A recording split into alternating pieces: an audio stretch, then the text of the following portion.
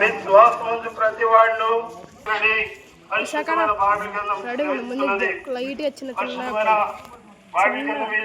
సెలవిస్తుంది.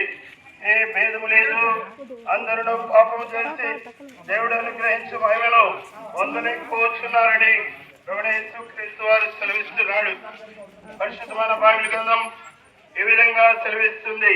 యేసు చెప్పారు, నేనే మార్గం, నేనే సత్యం, నేనే జీవం, నా ద్వారానే తప్ప ఎవరు తండ్రి ఎదురుకు వెళ్ళడని యేసుక్రీస్తు వారు సెలవిస్తున్నాడు.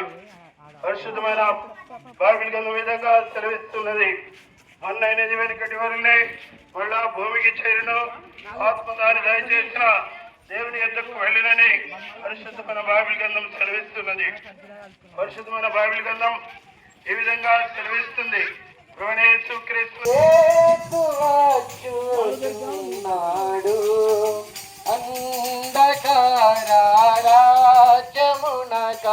రాజు మహిమతో వచ్చును, అంధకార రాజ్యమునక రాజు మహిమతో వచ్చును.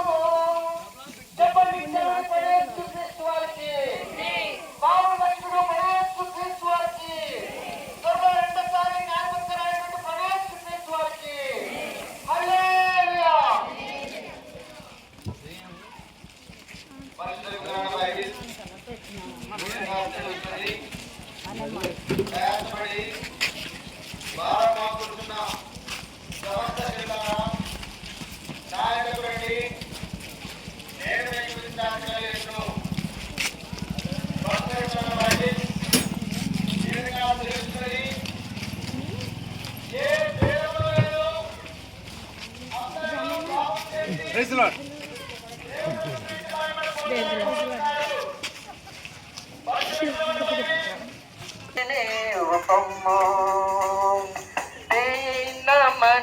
తరము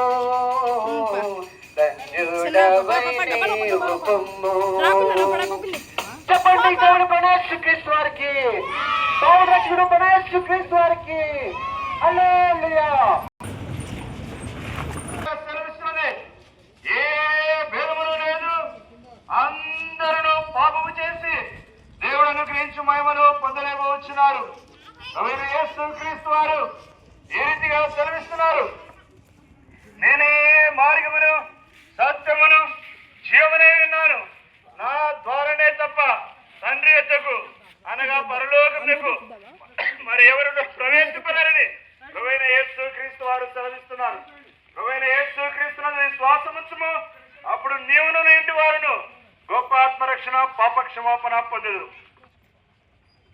యేసు ప్రభువే లోక రక్షకుడు, వేరెవ్వరు లేరు, పాపులైన మనలా రక్షింప వేరెవ్వరు లేరు, పాపులైన మనలా రక్షింప.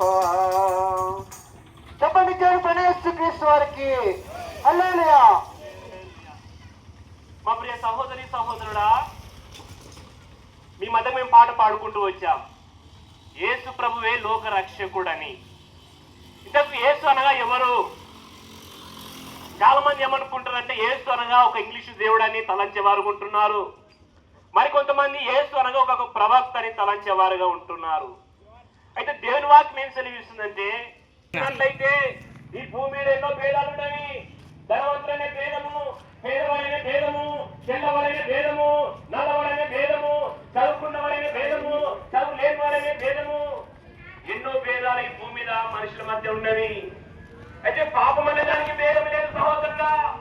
నల్లవారు కావచ్చు, తెల్లవారు కావచ్చు, చదువుకున్నవాడు కావచ్చు, చదువు లేనివారు కావచ్చు, స్త్రీ కావచ్చు, పురుషుడు కావచ్చు, చిన్న పిల్లలు కావచ్చు, పెద్దవారు కావచ్చు, తల్లి గర్భంలో పుట్టిన ప్రతి వ్యక్తి దేవుని దృష్టిలో పాపిగా జీవిస్తున్నాడు.